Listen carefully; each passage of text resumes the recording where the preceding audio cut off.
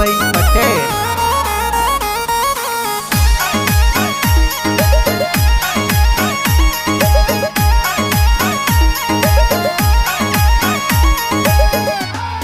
सूरज जी माली रोटर को जोरदार मांडवला सिटी में घूमे दिलदार। सुरेश जी माली रोटर को जोरदार मांडवला सिटी में गड़ियो घुमावे जोरदार। सुरेश जी माली जाती कई जे जोरदार हैदराबाद सिटी में घूमो दिलदार। सुरेश जी माली जाती थोरी कीजे जोरदार मांडवला सिटी में रे वो दिलदार। पप्पा जी अंजाराम जी लाड लड़ावे जोरदार पासु देवी मम्मी लाड लड़ावे जोरदार। जोरे लाला राम जी बाई सा जोरदार पिंकी कुमारी बेन लाडली सा।